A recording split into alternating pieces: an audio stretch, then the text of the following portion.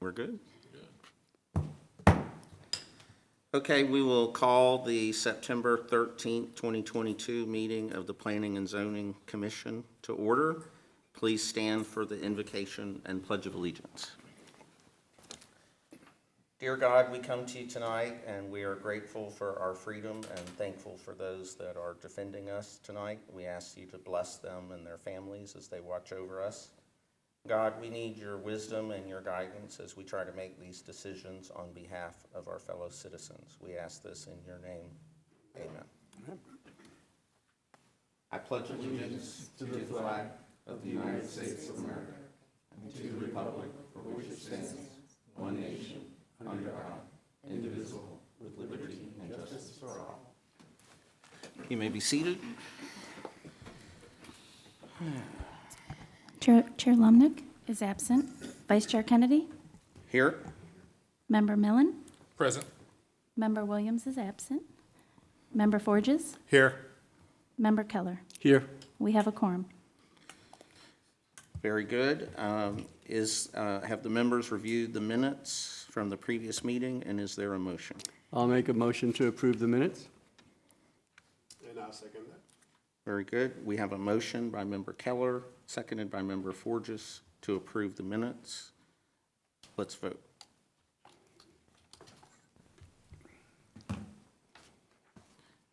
They pass unanimous, 4-0.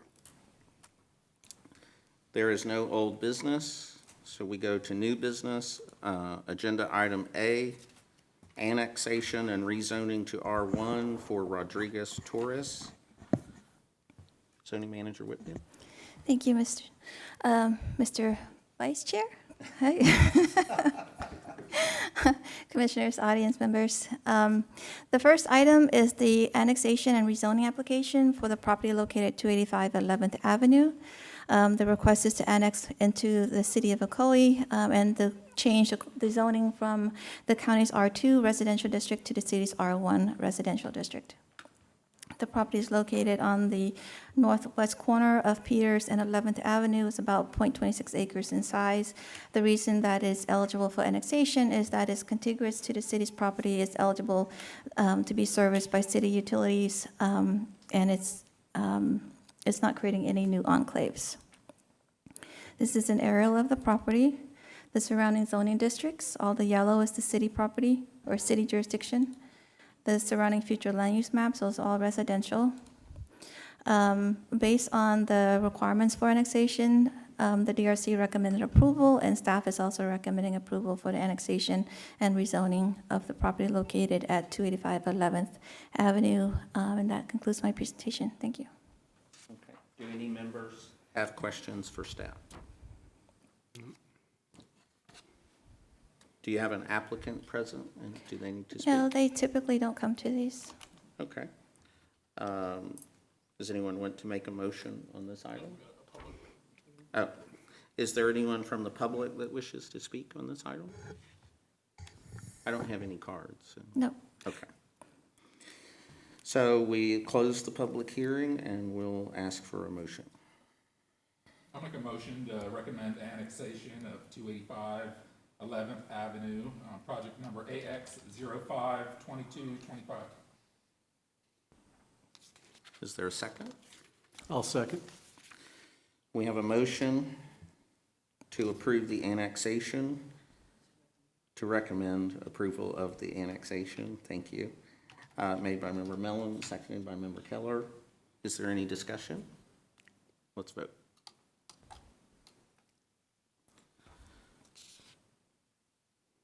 That motion passes 5-0. Is there a motion on the rezoning? Yeah, I'll make a recommendation to approve the rezoning, project number RZ220538. I'll second that as well. Very good. We have a motion to recommend approving the rezoning, also made by Member Mellon and seconded by Member Keller. Is there any discussion? Let's vote. That also passes 4-0. Thank you. Okay, the second item on the agenda, item B, 175 South Clark Road, annexation and rezoning of a single-family dwelling. Manager Whippet. Thank you. So the request is for 175 South Clark Road to annex into the city to change from the county's A1 citrus rural district to the city's R1A single-family district. The property is located on the east side of Clark Road. It's approximately 0.4 acres in size, and like before, it's contiguous to the city property, is eligible for annexation. This is an aerial of the property. Surrounding zoning and surrounding future land use designations, the DRC recommended approval, and staff is also recommending approval of annexation and rezoning for the property located at 175 South Clark Road. Thank you. Does anyone have questions for staff? Okay. Is an applicant present? No. Is there anyone in the public that wishes to speak on this item? Okay.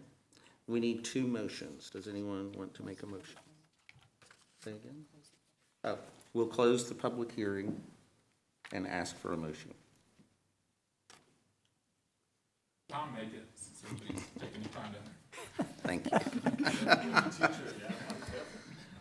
I'll make a motion to recommend approval of annexation for the project number AX072226. I'll second, since it seems to be yours and my night today, Jason. Thank you. Okay, we have a motion to recommend the annexation to R1A at 175 South Clark Road, made by Member Mellon, also seconded by Member Keller. Any discussion? Let's vote.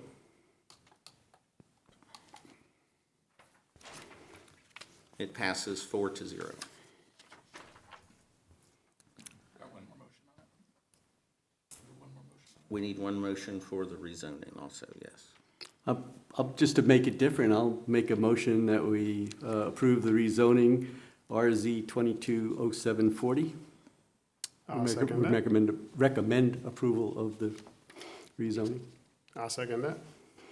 Okay, we have a motion to recommend the rezoning made by Member Keller, seconded by Member Forges. Is there any discussion? If not, let's vote. That also passes 4-0.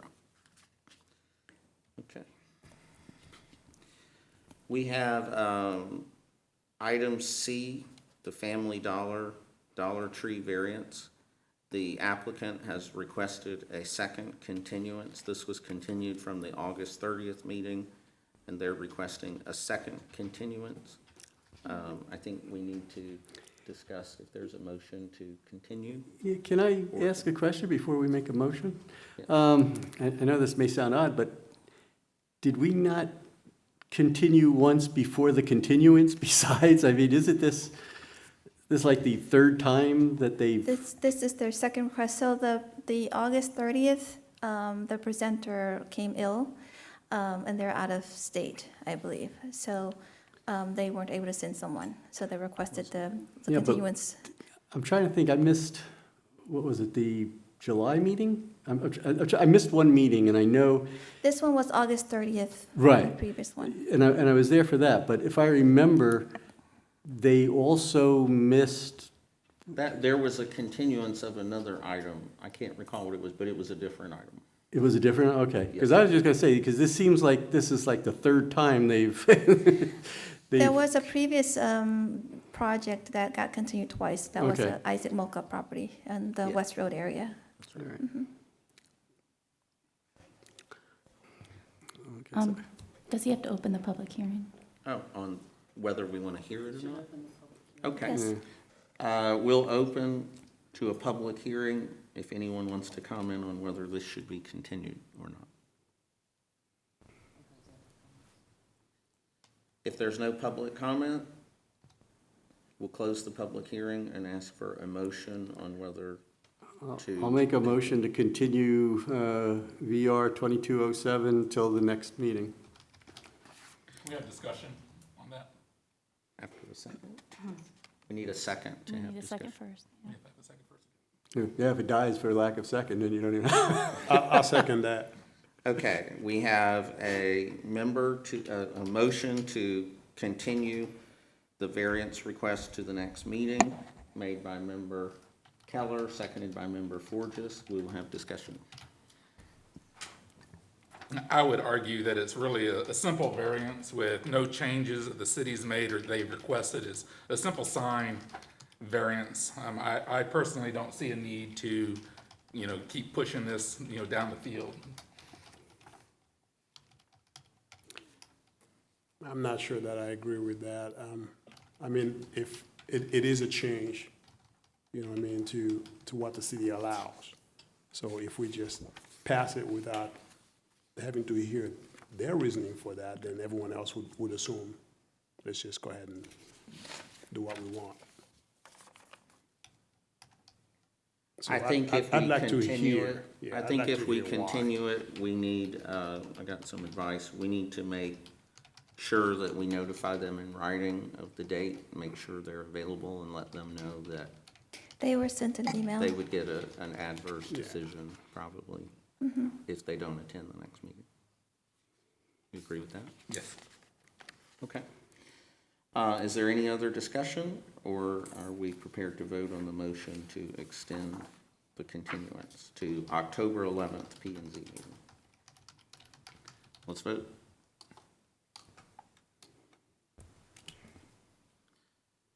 The motion to continue this item passes 4-0.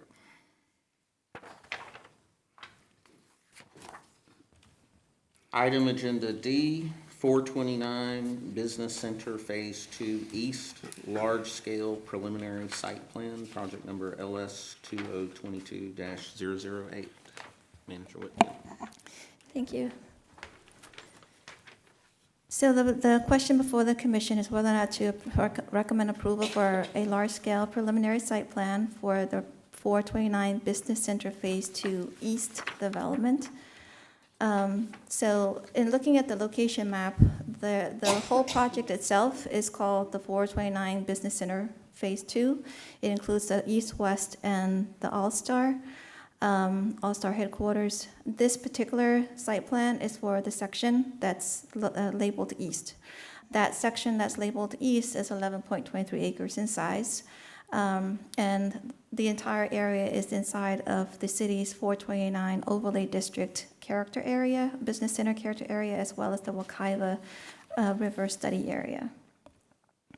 So this is an image from the city's plan, the 429 plan, and if you are able to see my cursor, this whole area here makes up the 429 Business Center character area. The subject property is this area that's highlighted in orange, reddish color. An excerpt from the vision plan for this character area is to have larger footprint buildings with wherever connectivity, because connectivity is limited from the expressway, to ensure that there's appropriate buffering from the 429 and buffering between the industrial uses and any residential uses. This is a regulatory plan for the vision area. Again, the vision area is all of this area here. This table that is enlarged here shows that for sub-area A and D, so the west side is in sub-area A, which you'll see in the next presentation. This east side is in sub-area D, where you see there is the requirement for office, institutional uses, and retail. Sub-area A has more of the industrial designations, but all of it together is inside of the business district, which is intended to be industrial.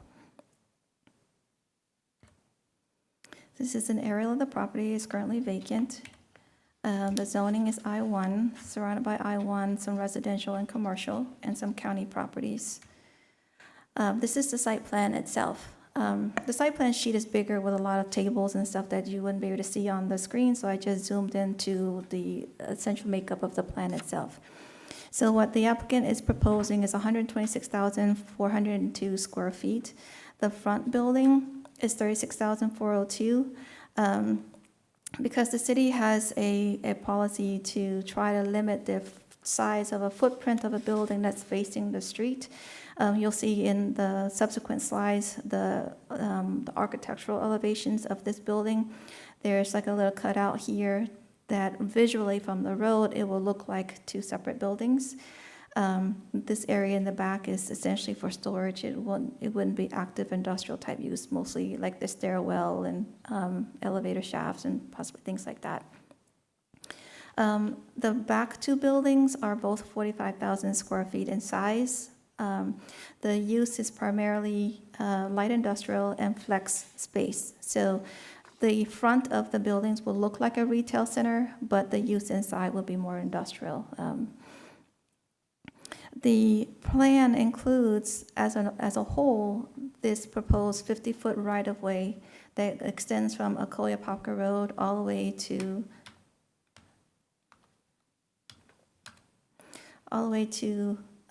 the right-of-way would extend to Pine Street. Understanding that Pine Street is still not a commercial road, it's still a local road, residential traffic. It's not built yet to fully city standards. But this east and west project would propose giving the city that right-of-way for road improvements. So with this project, they do plan to, they would be willing to build the road up to this point. The canal is here. So I highlighted in yellow where the road would stop. So until Pine Street is improved to city standards for, that could handle the volume of truck and commercial traffic, it wouldn't go any further west than this. This project would also include a dedication of 24.5 feet of right-of-way. So this red line is the proposed right-of-way that this the developer is dedicating to the city. It's sufficient enough space to provide a 12-foot wide trail, which I attempted to highlight in yellow. This dotted line here is the existing right-of-way line. So they will be dedicating 24.5 feet. In the southern area, I believe there's going to be a dedicated turn lane to help alleviate traffic in the southbound direction. So this property or this development would have two access points, one on the north, which will allow the circulation all the way around, and then one on the south. There are some adjustments that will need to be made. There's still some utility connection issues or discussion that still needs to happen. So this is the preliminary, it's conceptual as to the square footage that you can expect to see in the final site plan. But the final engineering aspect of it will come in the final site plan stage. I think that's all that I wanted to cover with this. Mike, did you? I want to add a little something. Mike Rimmer, Development Services Director. What you're seeing with this plan with the building up front, it is at grade height. It is not a dock height building. And also, you'll see behind that building up front, the parking bay behind it. In order to receive semi-truck traffic, that area has to be a minimum of 120 feet deep.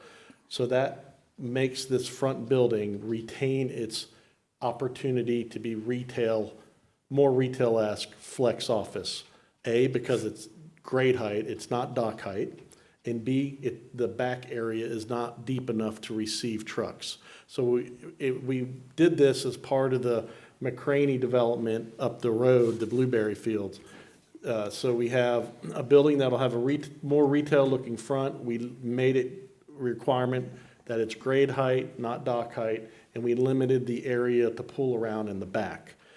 We made a concerted effort as part of the negotiations on the McCraney site that within 460 feet from Ocoee Road, we're going to protect building plate sizes. That's why you have 245,000 square foot. We have a maximum of 50,000 square foot within that 460 feet, with the front being at the 27 to 30,000. Now this building's 36, but it's the way for constructability, we created that center area that's not usable. So it really functions as 4 separate buildings in that front part. And so that's keeping in line with what we did with the McCraney project to the north. And the reason this is called Phase 2 is Phase 1 is on the east side of Ocoee Popka Road. There's a 29,000 square foot building, same thing, retail, more retail looking front, more windows, more undulation, and a grade height building. That's Phase 1 of this developer. This is Phase 2. And then when Anach goes to the west property, we'll talk about the road extension and the plans for that phase as well. But I did want to draw that to your attention where the original zoning overlay for this character area is, if you show that in the book. Initially, we were looking at, to create this commerce center, to have more of the real industrial to the back. When the McCraney project came through in those negotiations, we're coming up with new standards that we're implementing, and we'll follow up with a code, but that has that 460-foot requirement for buildings under 50,000, the front buildings being the 25 to 30 usable space, grade height to kind of protect that. So that those elements are in here. Thank you. Thank you, Mike. Okay, so as mentioned, this is what the architectural elevation would essentially look like. And this is the that notched in the center of the building. So you'll see that from the road, it'll essentially look like two separate buildings. The DRC met and discussed this item. There were a few comments in staff's review that still need to be addressed, including adjusting the southern driveway so that the apron doesn't flare onto the residential property on the south. The installation of off-site utilities, including the ownership and maintenance of those utilities, and execution of a development agreement to solidify the dedication of the 24.5-foot right-of-way along Ocoee Popka Road and the proposed east-west roadway right-of-way. With that, staff recommends that the Planning and Zoning Commission recommend approval of the large-scale preliminary site plan for the 429 Center Phase 2 East development, subject to those DRC conditions. And Selby Weeks with the applicant team is here. And I believe we have some residents that are here for this item as well.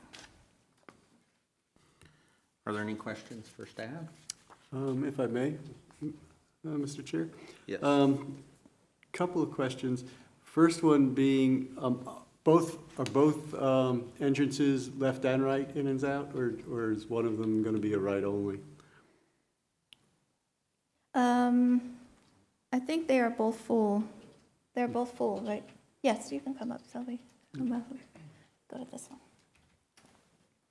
Hey, good evening. Selby Weeks with Klima Weeks Civil Engineering, 385 Douglas Avenue, Altamont Springs. So we're actually in conversation with the county right now because Ocoee Popka Road is a county road. So, I mean, the direction it looks like we're headed with this is that the right-of-way that you see up there in the shaded red, it will have a left turn lane, so a northbound left turn lane into it, and it'll have also a right turn lane, southbound right turn lane. And so that will be a full access driveway. And what I think is going to happen is that southern driveway will become a right in, right out. But we haven't confirmed that yet with the county, but that's the likely outcome. Okay. And I'm assuming it's that right in and out only one would be the one where it's close to the property line? Yes. Yes, sir, down there on the south, Okay. bottom of the page. Mm-hmm. Do we know how close that is? Here's where I'm going with this. I live in the Sawmill subdivision. We empty out into a Popka Vineland Road, and literally there was an entrance, and I think they finally closed it. I won't swear to it, but the entrance to Sawmill Boulevard, 7 feet past that road was a driveway. And it did have an issue with people trying to get out of their driveway. So that was why I'm wondering how close this is. So is there, It's pretty close, looking at the aerial when I zoomed in, which is why staff made that comment. I know the county doesn't allow for the flare out to go beyond property lines either. On the north, you'll see that there's a flare, but that's because this is sort of considered a project, because there's industrial to the north and they're sharing access through that new east-west roadway. that would, I guess, be my only concern if there's, and I don't know, to be honest with you, looking at this, if there is a way that, in-out can be moved a little bit further, I guess that would be north.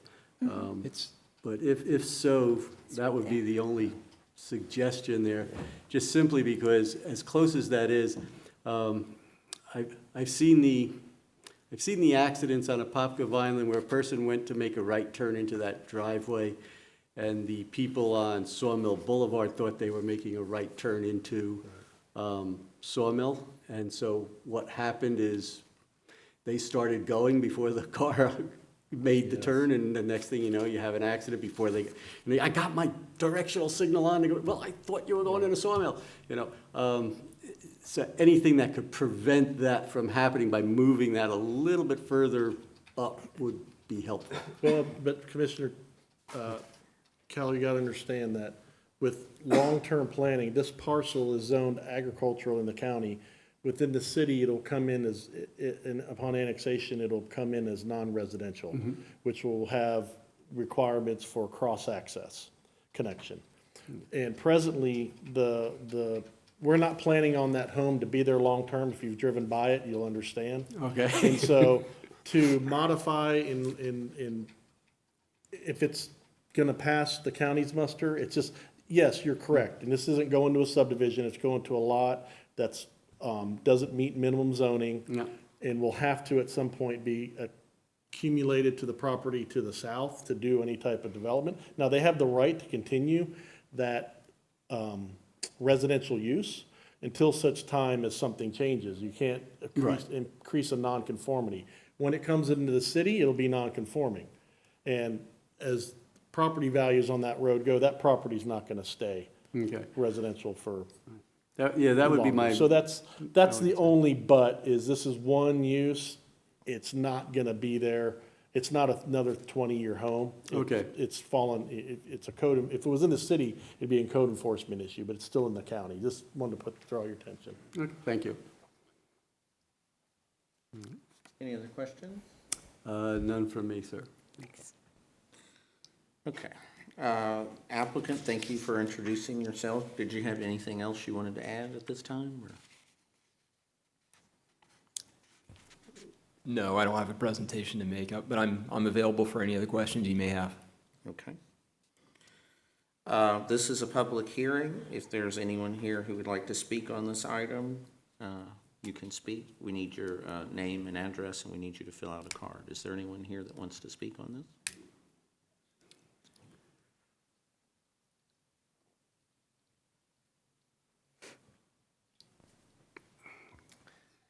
Hi, my name is Galen Greitzer.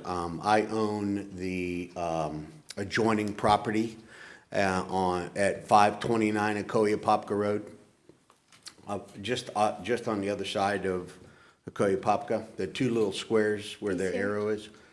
I have several questions, but one is that we were talking about turn lanes and we're talking about traffic. Has there been a traffic study that has been performed with the amount of cars that are already on Ocoee Popka Road? I'm sorry, you have 3 minutes to make comment, not to make questions. So they have 3 minutes, and you can make whatever comment you like in the public hearing. Okay.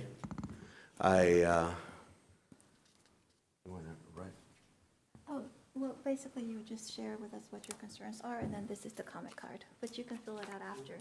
Oh, I can fill Yeah, that, you can okay. fill it after. Yeah. So I will fill that out. And then sanitary sewer mains that are going up Ocoee Popka Road, will there be a lift station is another question for future development because I'm looking also at how to develop my property at the same time, so I'm interested in, I've been there for probably 12, 15 years already. So I've seen a lot of change and a lot of growth, and it's exciting. But I also want to make sure that I have my opportunities too to develop my land at that time.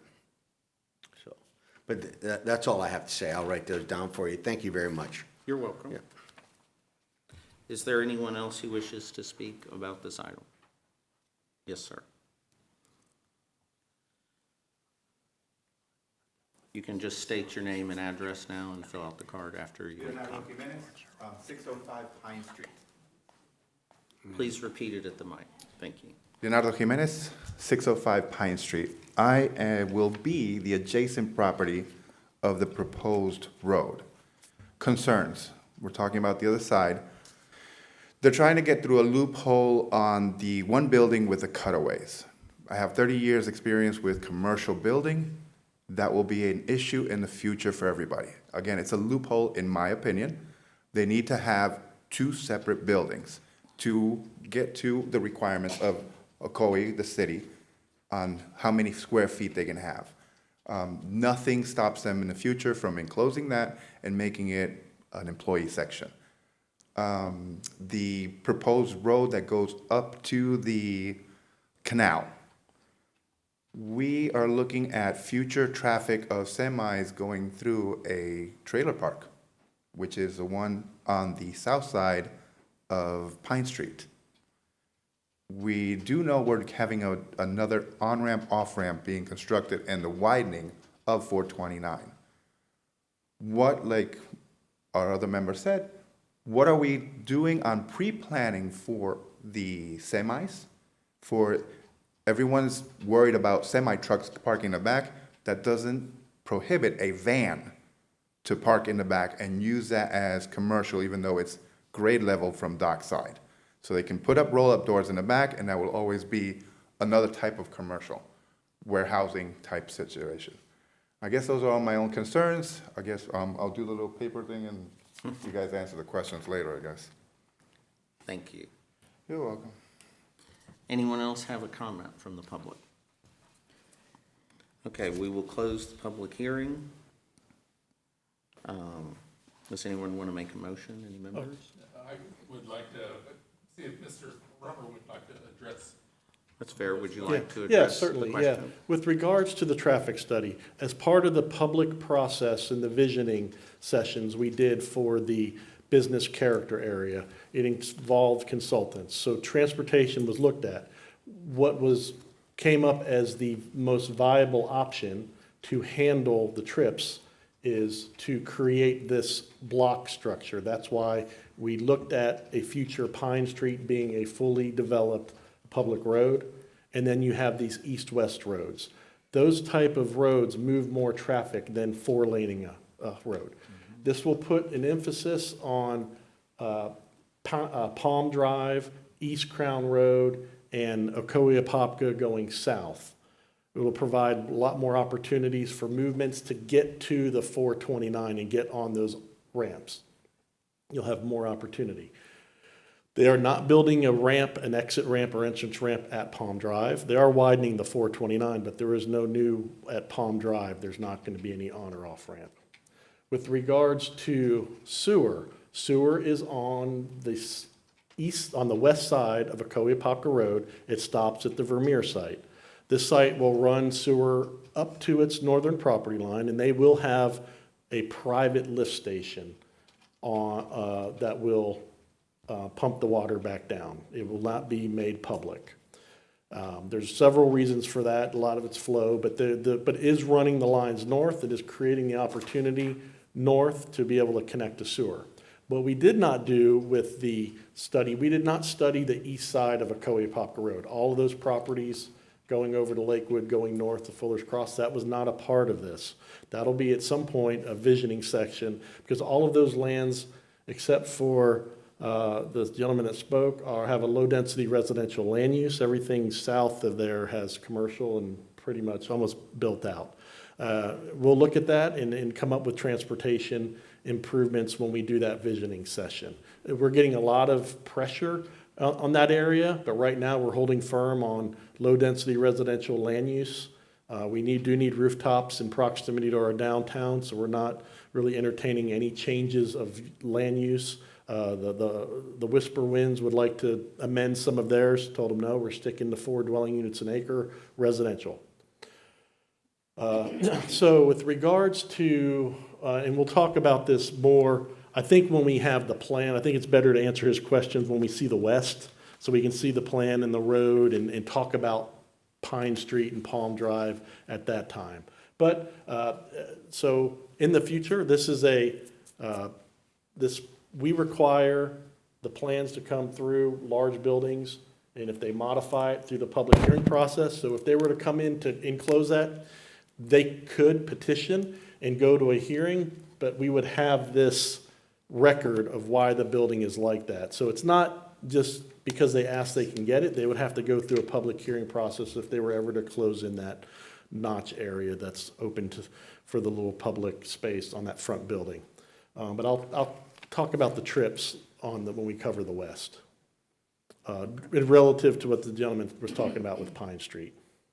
But I answered, so there was a traffic study analysis done when we did this character overlay. And the gentleman's property, when we annexed it and gave it a zoning, we weren't sure at the time what this area was gonna be, and we gave him like a C1 commercial zoning. Like, we gave him the lowest commercial zoning that you can have. And he has a very nice, he redid the house, he has a construction company. He has some stuff there, but he does a good job. And when we told him, we're not ready we don't know what we want this side of the road to be, and we're still not there. That'll take a concerted effort to get there. So that's why we rezoned his property the lightest commercial, to kind of protect it until we could have a chance to come in and really look at the area, do the traffic study, because it's also going to take a utility study. With all the good thing about the front building is it provides more opportunities for flushes. It provides more retail space, office space than the back. The bigger buildings don't use much water and sewer at all. And with that is the cost of the infrastructure, the cost of the lift station and such. We know that with the development from Palm Drive going north up to the blueberry fields, that we have enough capacity. We don't know on the east side of Ocoee Popka Road. That's one of the things we have to study. Utilities, traffic, land uses, and we'll see how this develops out. But that'll be a couple years down the road, so. I rambled on at the end, sorry, but. Well, hold on, Mike, hold on. In your conversations with the developer or the civil engineer, what's the big reasoning behind not separating the building in the front? It's because the constructability, to construct 2 separate small buildings, when you do the tilt wall construction, you've got 4 ends to do. And so we said, let's create this really nice niche. It is not land development code or overlay specific that you cannot have a 36,000 square foot. That's what came out of our negotiations with McCraney. Okay. But what's different about this than McCraney's development is we're gonna have on that north end, probably because they're bigger parcels and there's more room from Ocoee Popka to the ditch. This is setting up where we'll have at some point the Trinity Tile retail building. We have Vermeer, then we will have this building up front, and then the north, we're gonna have an office headquarters, it's called All-Star. So that this southern end of the bookend is really setting up nice. That northern end is gonna be a little bit different. We're gonna, it's gonna develop a little different. I'm hoping to get some sort of a multifamily up there, a smaller multifamily project. But these are great. You have a 12-foot trail. These places on the weekends, really low use. And so you're gonna be able to ride on the trail and not have to have as much impact of trucks on the weekend. But yes, we are, and I'll get this on, when we talk about the west side, I'll discuss more about the truck traffic there, so. Any other questions? What is the height of this, real quick? These will be all 28-foot height. The grade height buildings are, the dock heights are usually like 32. You want to get the racks up there, but these are different type buildings. You're not doing the racks because you can't load and unload it. I mean, you can, but it's probably 28, maybe It's not gonna be 32. The back one will be 32. Well, it's gonna be tight pouring those panels on that interior slab, that's for sure. Yep, yes. Is there a motion for a recommendation on this project? Mr. Chair, I make a recommendation to approve project number LS 2022-008. Mr.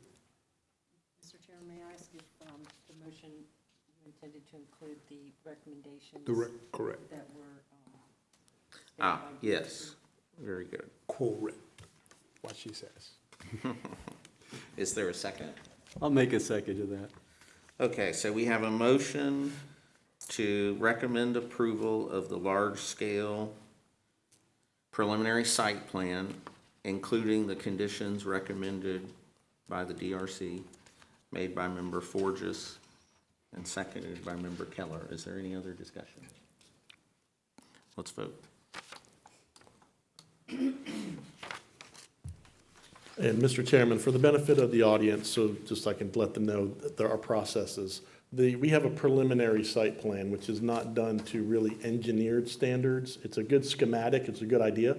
The next phase is the full engineering that we'll have. And you'll be able to see exactly where the road, how the thickness, the radius, the pipes, where the lift station is. On our preliminary, we don't get that far, but what we do hold the project to is to the elevation and the basic footprint in access locations. So there is still another phase to come. This is not done by any means. There's still a lot of work to be done, so. Okay, that motion passed 4-0. The next item is item E. That is the 429 Business Center Phase 2 West, large-scale preliminary site plan. Manager Whitfield. Thank you. So as mentioned, the west side, it's about 600 feet north of Palm Drive, 5.5 acres in size, same character area, same study area and everything. You saw this earlier, so I don't need to go through this again. This is the aerial of the property. The zoning is industrial, is I-1.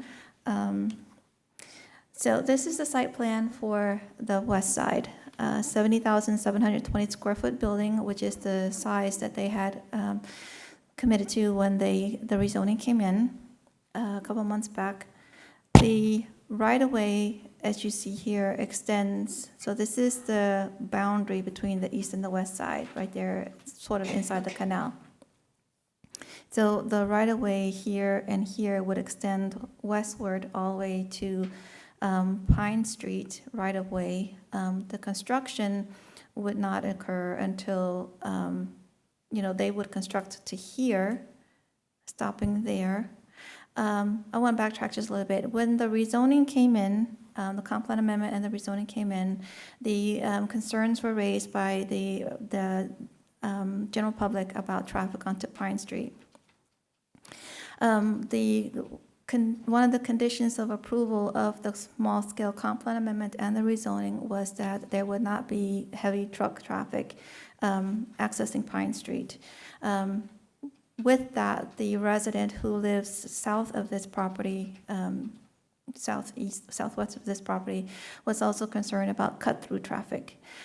So at the public hearing with the City Commission for the rezoning, the City Commission had requested that the rezoning with the site plan coming in also put mechanisms in place to help alleviate the cut-through traffic, so that we would limit the amount.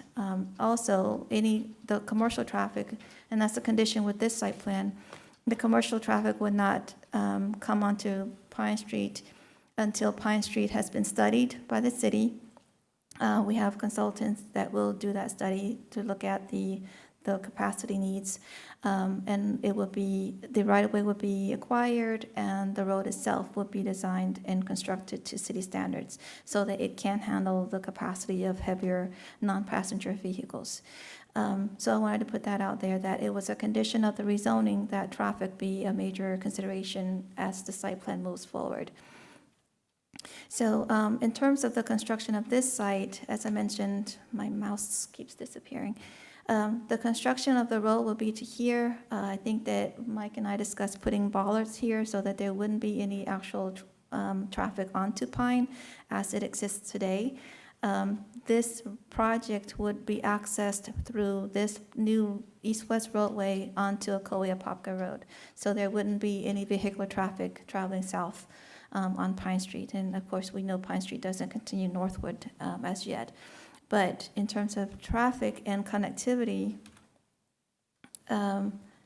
here in the plan, the vision was to continue Pine Street northward so that it connects ultimately with the McCraney, the Blueberry property up in the north. So we'll create this connection of roads east-west and north-south.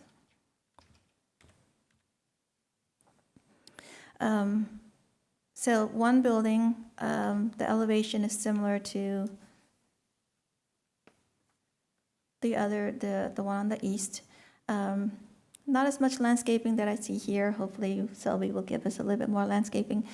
But this is essentially the elevation that people would see as they drive along Pine Street going to their homes, but it wouldn't be accessible from Pine Street at this juncture until Pine Street's improved.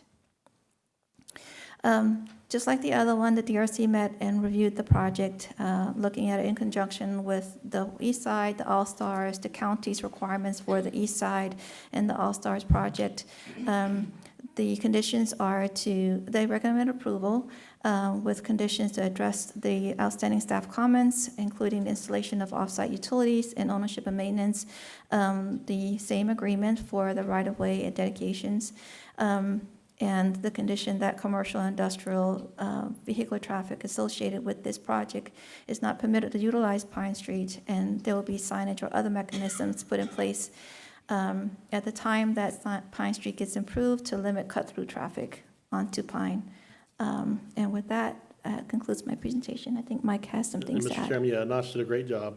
I just want to kind of give you the rest of the story that we're looking at on a more higher level. So we understand Pine Street it's a weird road. It's not 50-foot standard. In some places, I was able to get some right-of-way on some annexations and slot splits to help out the cause. And we do have like a 2-inch water line running up there. But looking at how this type of project develops, they still have to do full site plan, design, and engineering and review, and then do the site permit and get the site ready. In the meantime, what we're doing is we already have the consultant, we have a meeting, we have a consultant pick that's going to design like a 30% design of the road. We know where it meets at Palm Drive, and we know where McCraney's going to end it. Where does that road lie? How does it should be a standard 50-foot road, probably a sidewalk on one side. But they're going to do a design on where that road should lay and what the effect is, and then give us a cost analysis. That cost, then we will take it and get that project put in our 5-year capital improvement plan. We know the McCraney project's going to pay a lot of impact fees. This project's going to pay a lot of impact fees. So we know we've got some impact fees in this area that will help with capacity of the road. And so with that design, we get it in the capital improvement plan. Maybe somebody else comes along the 429 and they can develop part of the road, or we can fund it out of our impact fees and get it going. So maybe when this west building is ready to be built and functional, maybe the road's under construction. But we will know that as we go along. And so when we come to the final engineering plans approval before the governing body, we will have a plan in place that says, okay, it's not going to be constructed to the Pine Street right-of-way, but we want to make that a requirement of the developer. You got to build the road to make this work, not the city, this east-west road. And they're going to give us right-of-way if it's needed on Pine. They're giving that land for the road for free. They're giving right-of-way along Ocoee Apopka. They're doing a lot of things transportation-wise to help the transportation cause. And so when we get to the final engineering, we'll see, okay, how fast they're running, where we're in, is it a project, is it funded? If not, pare everything back, no trips happen, and then we'll have a sunset of when this developer has to put that road, that last section of both those driveways together. In the meantime, we'll post the road, no truck traffic. They can't get to it, but we'll put that, and it should just be status quo. And as we evolve, I'm hoping that the road's under construction, at least up to this road, from Palm up to this road. We've got some property owners that are willing to work. They understand what this all means in the future. We might be able to make something happen quick, but probably not. But at least we've got it set that the requirement for the road is there. We will we'll show a page that shows the road connecting, but then we'll do the phasing plan that says until Pine Street is ready, all your drive aisles cut short, and we have ways to block cars so they don't go there. So they're not intended to go that way. So just wanted to add that. Thank you, Mike. Thank you. Any members with questions for staff? I have a lot. Well, I'll keep it short. Pine Street, how wide is it now? It varies. Yeah, so Pine Street at Palm Drive is 25 feet wide. It's just a Okay. cold mix over, and then that was what in the cities, so from Palm Drive up past the first couple of rectangles, it was under cities.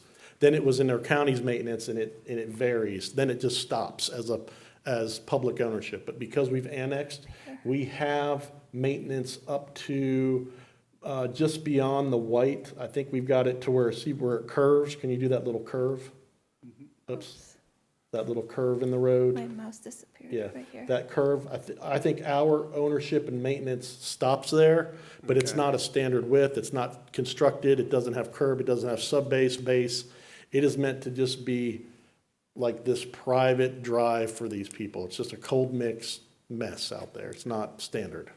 And if I'm hearing this correctly, we have not secured enough property to create a We haven't right-of-way designed, we yet. gotta do the design first, we gotta know what we need, right? Well, What at we least- have done in the meantime is, this parcel that's highlighted in white, as part of the lot split, we got Okay. we got right of way, so right in front of this white square on the other side of the road, we have 50 feet under city ownership.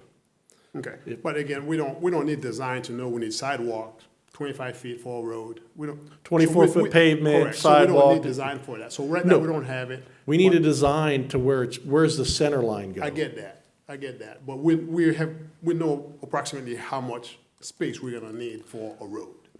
Yes, but we we don't don't know need- who it affects. Correct. So now, and we, meaning the city does not have enough right-of-way right now to say, hey, we can do this whenever we're ready. When the Right. traffic is too much, we have Correct. it. We don't have it. Okay, so where I'm getting at is all of these, I can see where the next developer is gonna say, okay, let me just do what these guys are doing to alleviate traffic from Ocoee Popcar Road, and let me go ahead and put that road and connect to Pine Street. So are these developers are they leaving behind some buffers on their own property to allow us to do this next year? Or whenever it's ready, so we don't have to fight for right-of-way to get that road going, because that road's going to be needed sooner than we think.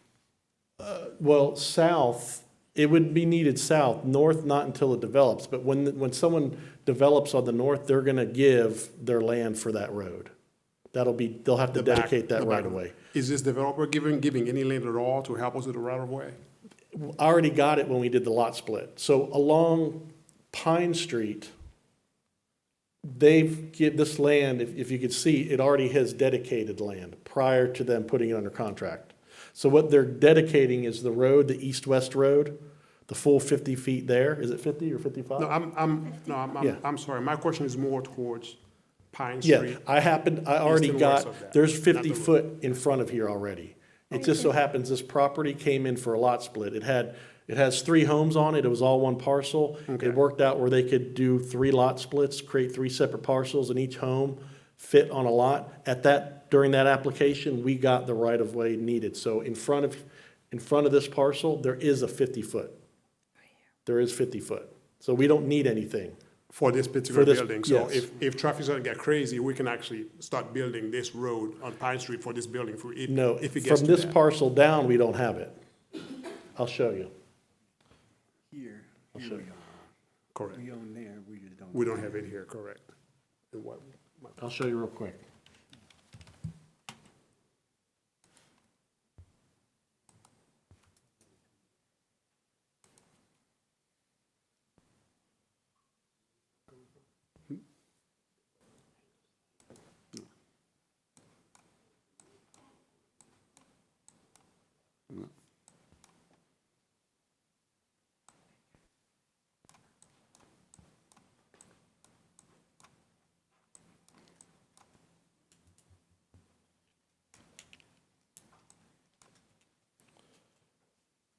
from this point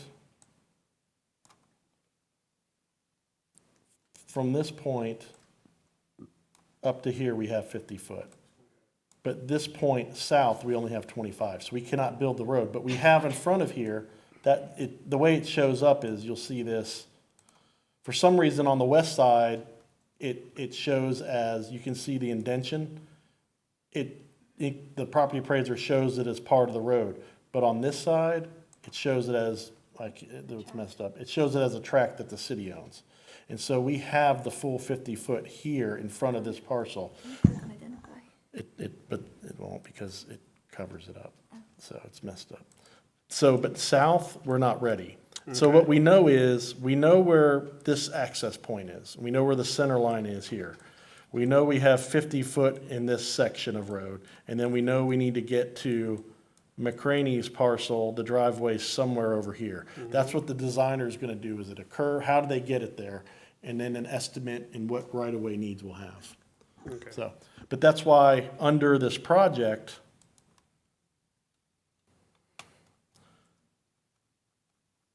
when we get to the final site plan, we know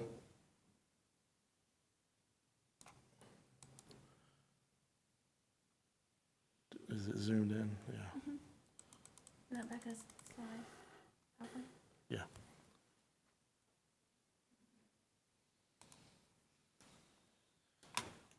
We'll know where we're at. So we cut the road off here, and we cut the road off at this point.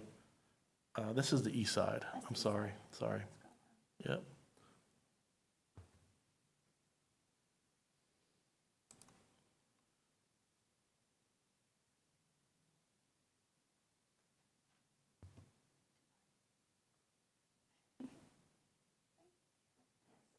Yeah, so we'll cut the road off here, and we'll cut the road off here, and have ways to block it. And so it's not meant to be accessed. Gotcha. But we don't want to get the developer out of that responsibility, hoping we can time it all together where they pay all the cost.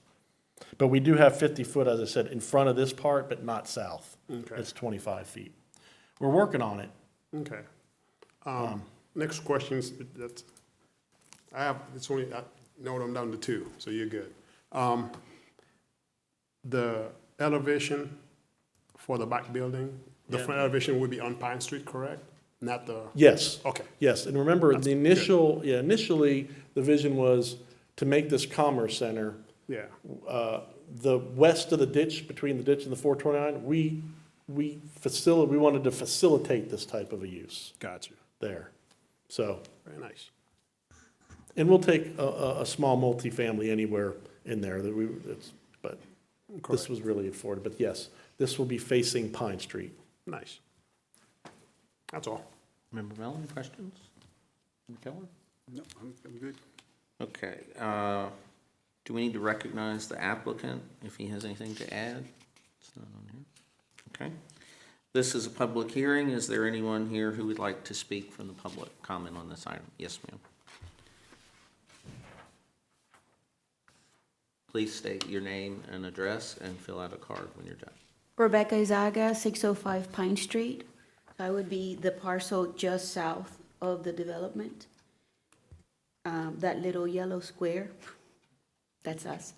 I wanted to know what is going to be happening with a buffer, trees perhaps.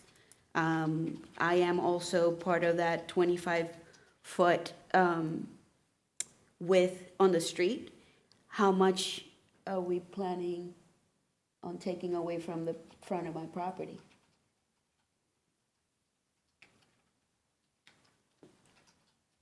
You have any more comments? Yes, ma'am, you have 3 minutes to make comments, and then Okay. after No, you're done. basically, yeah, then my two answer. concerns are basically what are we expected to give from our property? We have a 90-year-old house, one of the few that still have in here in Ocoee. We don't have, from the street to the house, there's probably 20 feet or so, 22 feet. And we would like, perhaps if there's an opportunity to have a buffer of trees on the south side of the development in lieu of not having the heavy traffic onto Pine Street yet. Any other comment? That'd be all, thank you. Thank you very much. So there'll be a 10-foot landscape buffer on that side. Their land is agriculture in the county, and so it's, City. They're city. they're in The the yellow city? one. Are they, They're this yellow one. okay, I thought it was the one in the back. That And way. so we don't know where the study will tell us where the center line is gonna be in front of you. Once we know the center line, it'll tell us where the road's gonna go, and we'll know if, for instance, we need 10 feet off of theirs, none off of theirs. We won't know that until we get the design and go through that with the engineers and see. And then at that point, we would, the design will get that project put in the capital improvements program, and it wouldn't be until that project is funded. It can stay in the 5-year capital improvements program for, it doesn't have to be financially feasible anymore. It used to, if you had a project in there, by year 3, you had to show the money. It could stay in there for 10 years until it gets funded. It just shows that it's a priority project. Once it gets funded, the step that happens is the fiscal year that it's funded, if whatever, we go out and seek whatever right-of-way we need. And the attorney, we have a right-of-way attorney that'll say, okay, if we take 22 feet off of this property, does it make the property not, or if we take 10 feet off of this property, does it make it not usable? And we have to evaluate what that means to the property and what we offer and what happens to cure any of those takings. They have an opportunity to have a cure plan that says we're going to take some land, but we're also going to do this to put you as whole as we can. Or maybe it's just worth buying the person out. Sometimes you buy the whole property. It depends on what the roadway design calls for. And so we won't know if we need 5 foot, 7 foot, 20 foot. I mean, I don't think we would need 20 foot on that side. We've got 25, so what's 25 split in half? At that worst case, 17 and a half feet. Do we need that there? The road at some point is gonna kind of start leaning or turn to the north, so. But that's all a long process. It won't happen in a year or two. Is there anyone else from the public you want to speak? You already have his card, correct? Not yet. I have the card, but I haven't filled it out. Okay, just restate your name and address, please. Leonardo Jimenez, 605 Pine Street. First, I want to apologize for disrupting our ignorance on how the process is. It's more questions and comments, but I will make it as a comment so that he can respond later for the question. Perfect. We were talking about buffers of a tree line. My concern is, instead of doing industrial, can we do a commercial type of variance for them, just so we can keep the noise ordinance down to more of a residential level and not an industrial, which can be 24 hours in functioning. And that's all the comments I That's have. an interesting comment. Thank you. Don't worry about it. This is my first time chairing the meeting, so I'm making my own share of mistakes. Mike, do you want to address that? Well, with respect to a commercial use is not going to want to go on a internal drive unless this was an internal mixed-use project. So you're not going to get retail on Pine Street. Pine Street's going to be more of those service. Now, the thing about industrial, this is the new higher end, what we Class A industrial. So everything's done inside. Most of the time, it allows indoor manufacturing. But that's not really what the market along the 429 is manufacturing. It is, what we've seen is we have in our spaces that we have minor, which does roadway projects. They house all their barricades and their trucks and equipment inside. They don't manufacture stuff. They're not 24-hour. I think we have Paradise Grills, which is a big showroom office, and they assemble their stuff in there. We have Ballistic Advantage. We've got a Lowe's subsidiary that stocks apartments with flushers and the stuff that is commonly used in apartments. But it could be used 24 hours a day. The only unfortunate answer I have is you're in a great spot, that you've got the 429 and you've got one of the best downtowns in the state of Florida to your west. We're trying to make a really good downtown on the east. They're all coming together, and you just happen to be in the epicenter. It's going to take 15 years for this thing to build out on the good side. And so things are going to change, and I think all the property owners at some point will be really happy.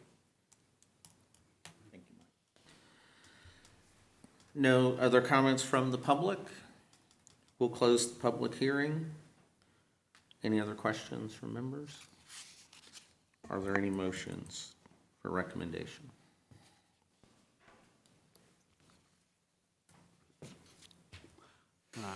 I guess it's my turn again. I'll make a motion to approve the large-scale preliminary site plan LS 2022-009. Now, were there other, the additions There from are the DRC that be included in that recommendation? Is there a second? I second that. Okay. We have a motion to recommend approval of the preliminary site plan for 429 Business Center Phase 2 West, including the conditional recommendations of the DRC, made by Member Keller, seconded by Member Forges. Is there any discussion? Let's vote.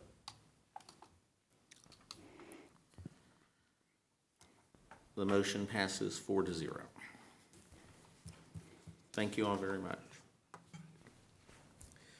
All right, moving on, item F, amendment to Chapter 38, Article 2, Section 38-5.1b to create an additional exemption to locational requirements for alcoholic beverages.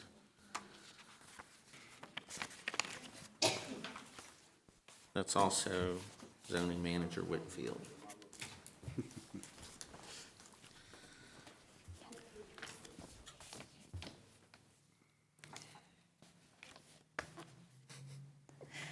Okay, thank you. Yes, ma'am.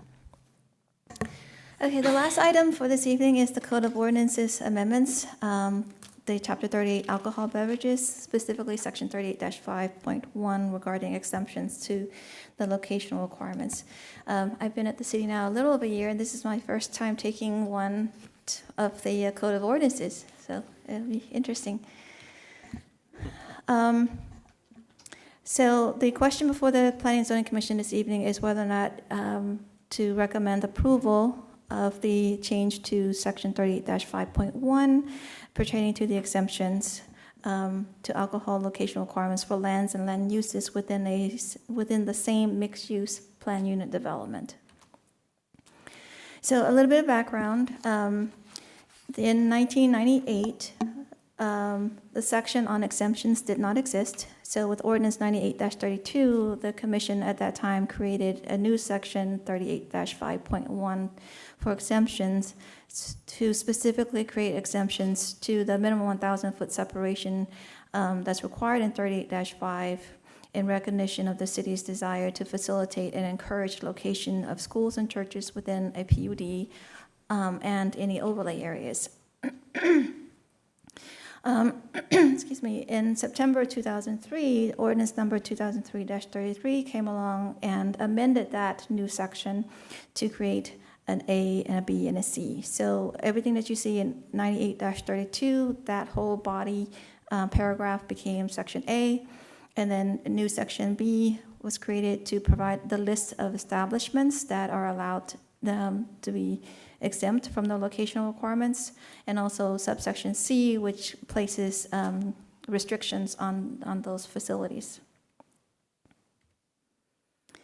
So the proposed changes is to strike the reference to PUDs in the section that's A, which was adopted in 98, and then move that and keep the requirement that special areas be required to have a hearing.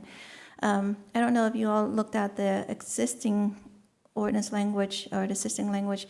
The way it reads now is that if an alcohol establishment wants to go into an existing PUD, it would have to have a hearing like a public hearing, no first readings or second readings, just a public hearing with the city commission to seek a waiver to that if the uses are inside of the same PUD. One of the reasons why staff is putting this amendment forward is that in a PUD, it's a rezoning process, and there's a specific land use plan that is heard through a hearing. In overlays, it's just, additional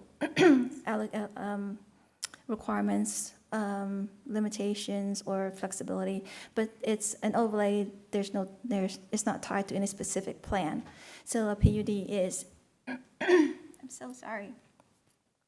So what we are recommending is that we strike the reference to PUDs in subsection A and move it down to subsection B. So the second recommendation is to add the PUD as an exemption, specifically limiting that exemption to the 1,000-foot location distance criteria to between churches and schools and an alcohol establishment if it's in the same PUD and if that PUD is a mixed-use PUD, not a single-use PUD where it's all residential or all commercial, what have you. There's a mixture of uses. The exemption would not be applicable if the alcohol establishment that's going into a mixed-use PUD is adjacent to or is in close proximity to a church or school that is outside of the PUD. And let's see. So basically, this code change would essentially remove the requirement of a public hearing before the city commission to seek a waiver if a church exists or a school exists in a mixed-use PUD and an alcohol establishment wants to come into that same PUD. The waiver, this code change doesn't affect if a church is located right outside of the PUD or within 1,000 feet. If a alcoholic establishment wants to come in, it would still have to go through the hearing process. For this one, there was no DRC meeting, and the reason for that is that this language lives in the Code of Ordinances. The DRC's purview lives in Chapter 180, so this did not go before DRC, so there's no DRC recommendation.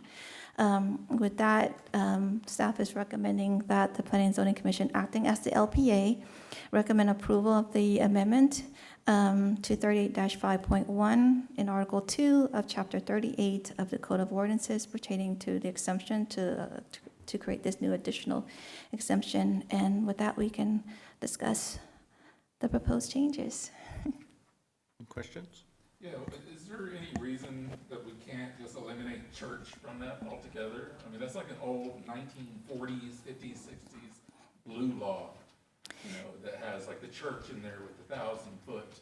Are you? So I can see a school, but the church is kind of throwing me. It's like, why is that even? So if you wanted to, are you asking to not have the distance separation for churches? Yes, I'm saying I guess my question is could we remove just line item church out of there altogether and just have it for Yes, this commission can make that recommendation, but that change would be in what we're proposing to change, to strike that, but would also need to change to 38-5, which establishes the distance. So it'll be a change to 38-5A, I'm sorry, 38-5, 38-5B, 1B that we have here, because the church distance, the church and school distance requirement lives in 38-5 by itself. So yes, the body could make that recommendation. Okay, would that mean that the other two would come back to us for the same change? Or can we just, if hypothetically this passes and I make a hypothetical recommendation to remove church, would we have to, in that recommendation, have to mention 38-5 and 38-5B? And Robin can correct me if I'm wrong. For this hearing, we advertised the change. I'm sorry?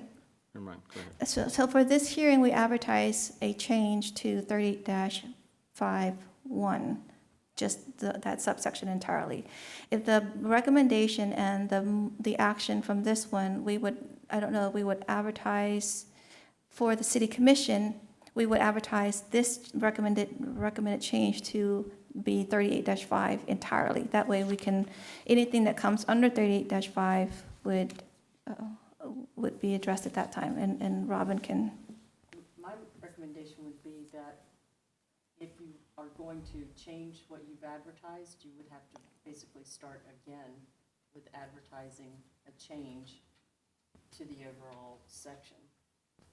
You've advertised it as being these two sections, and that's where it needs to stay for this ordinance. We could do another ordinance that Okay. would put those changes in, but we should not make changes to another section of the code without proper notice and not Okay. include advertising. All right, so the advertisement for this one was, it's 38-5 and then 38-5.1. We advertised 38-5.1, so what Robin's saying is because 38-5 is above it, we would re-advertise. I guess we'll bring it back, or if we can, Robin, if we continue this, or we could just, you could motion to have another hearing and re-advertise again with the larger group heading, so it'll come back to this body then? We could do that if that was the direction of this commission, yes. Okay. Okay, so hypothetically, I could make a motion to deny with the recommendation that all of 38-5 strikes church from the ordinance. No, your motion would be simply to deny, to recommend denial of the proposed change to the code. And then, you know, or you could vote to continue it, and then staff could, you know, look at it, re-advertise. My recommendation would be to move forward with this amendment to the code, and then come back if, you know, there was the idea that that was something that was needed, then come back with an additional amendment. But it could be handled either way. It just needs to be advertised as such. We should not change sections of the code that are not subject to the advertisement. And from what I'm understanding, that's what would happen if we went forward with your proposed. So if we had advertised it as a change of 38-5, we could have moved forward with Mr. Mellon's recommendation?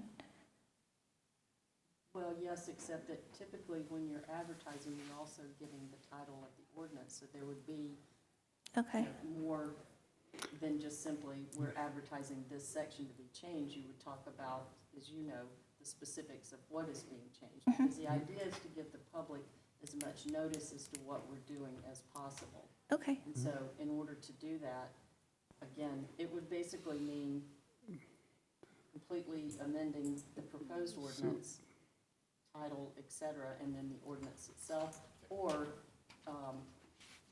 coming back at a later time. having a and second making hearing. change. Okay. So as a follow-up, if I may,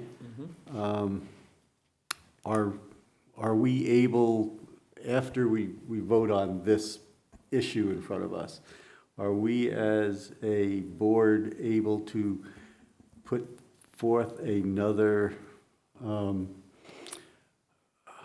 motion asking to look at all of 38? 38-5. There are 30-5, since that's not on the table, but if we ask to, a motion to review 30-5, or are we not allowed to do that as a board?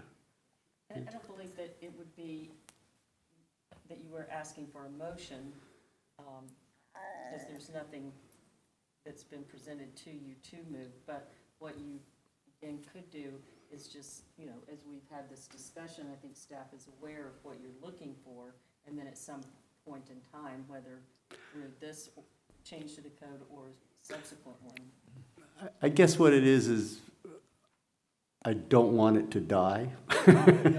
I don't want Jason's thought to die here, and because what I see happen, what I could foresee happening is okay, yeah, this is what we want to do for now, boom, the commission, we recommend approval, let's say, the commission goes ahead and says, yeah, we approve this change, and then the second part never gets done. 10 years later. So You it'd be know. like asking for a continuance with the city possibly looking at, Yeah, yeah. 30 See, years. I was thinking, I don't know if a continuance, but I was even thinking if we pass this motion so we can get this piece in place, but then also make a motion that staff come back to us with a recommended change for 30.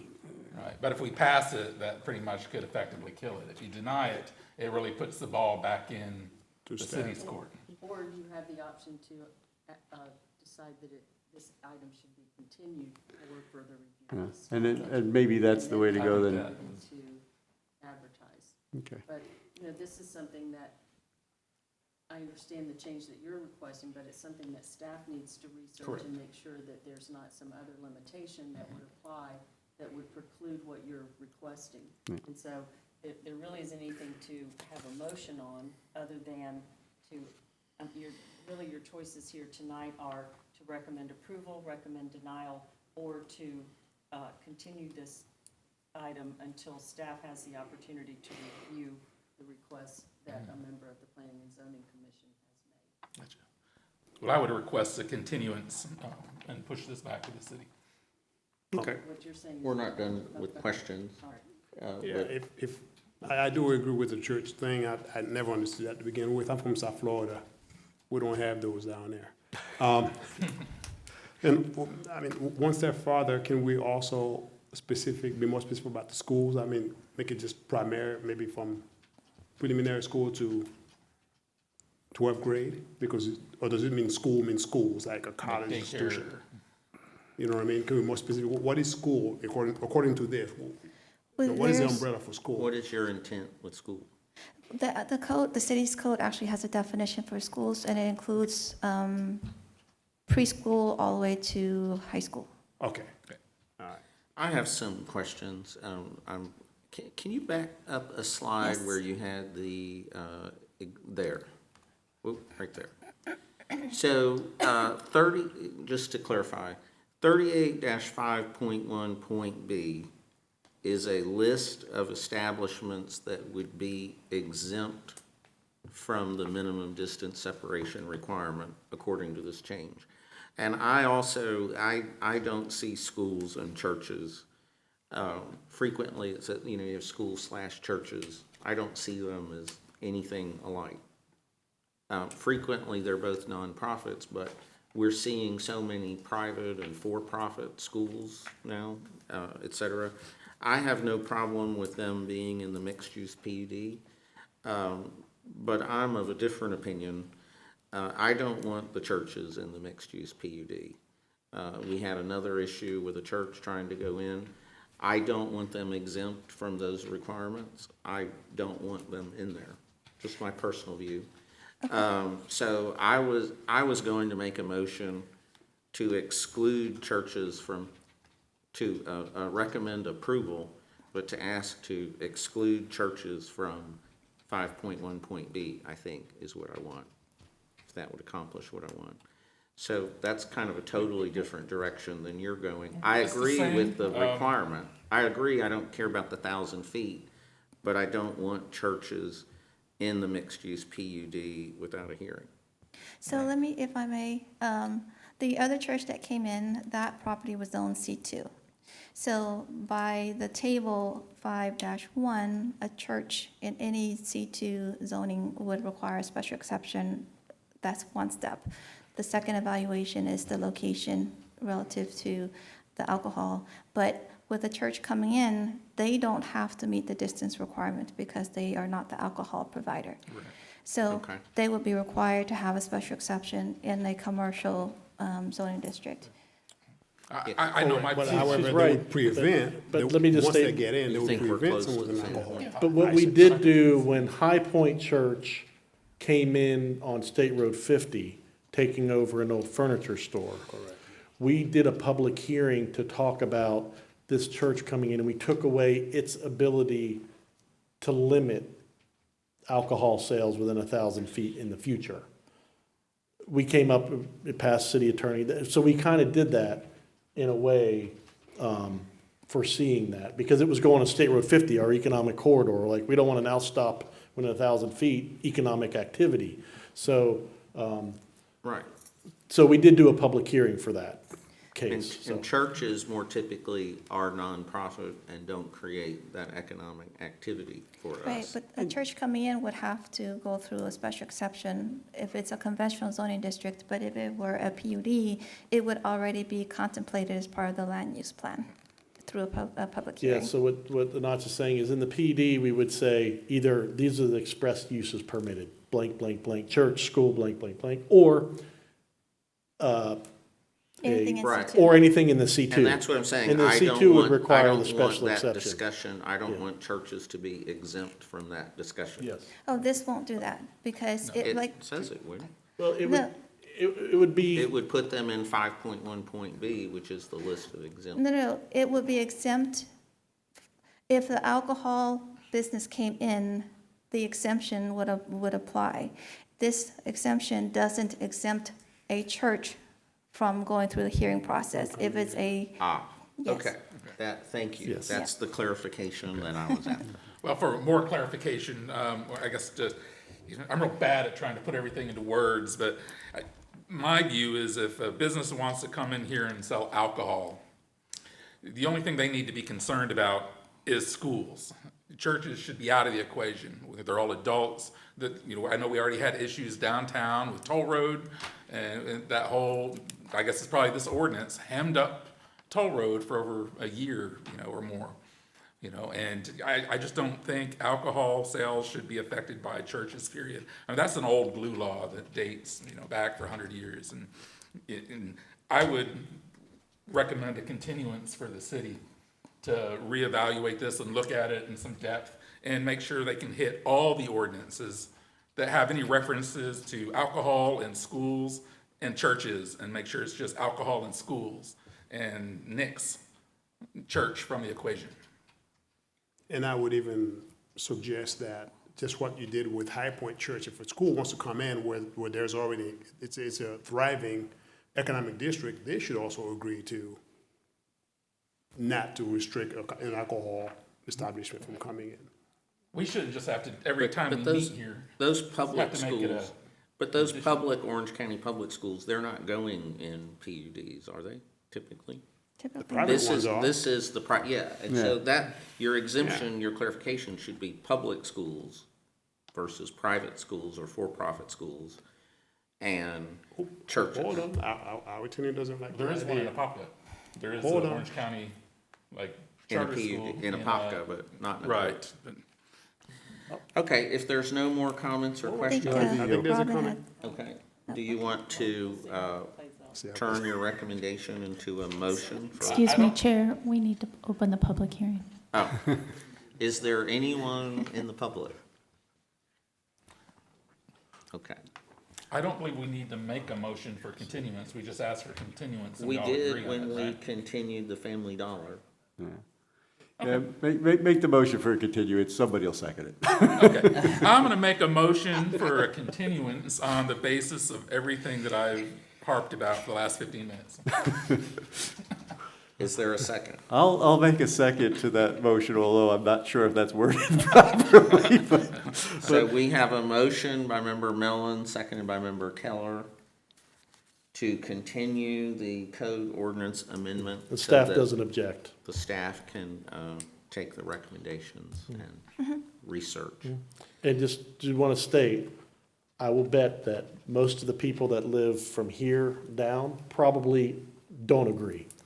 And so it's not just that easy to. Oh, I know, it's just a so recommendation. Yes, gotcha. I know I'm probably But opening up a If can of we come worms. back, we might have to come back with a big convoluted ordinance that we have to explain over and over, so. Please vote.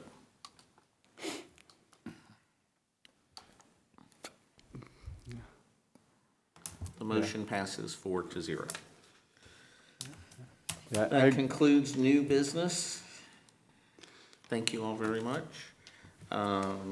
Mike, do you want to give us a project status report? We did receive, to the north side of this project, the 429 Phase 2, we did receive the site plan and building permit for the All-Star, the headquarters for All-Star lighting. So this is another where the business overlay let the developers know what they could do, and we're seeing success in this. So it's gonna generate, good wages, a good number of employees, and it's just will keep rolling. Otherwise, since the last time I saw you, really, that's it. Any questions? Projects? No? Okay. September calendar, what is that? Comment? Questions on it, or is it not in there? It's not, yeah. Oh, it's on the, probably not the one that we gave you physical, but it's, Yeah, I think it's on the full packet. yeah, there's no updates. We've got budget meeting Thursday, first public, hearing budget meeting on Thursday, and then the following week, it'll be on Wednesday. Okay. We got my birthday coming up next Monday as well. We'll put that in the budget. I just had a birthday too. Oh, well, happy birthday. Congratulations. I'll say which one. There. I'm guessing. It's always 26. Thank you. Do we need a motion to adjourn, or I just adjourn? I'll make the motion to adjourn. Is there a second? I'll second that. Okay. All in favor? Aye. We are adjourned at 8:01 p.m.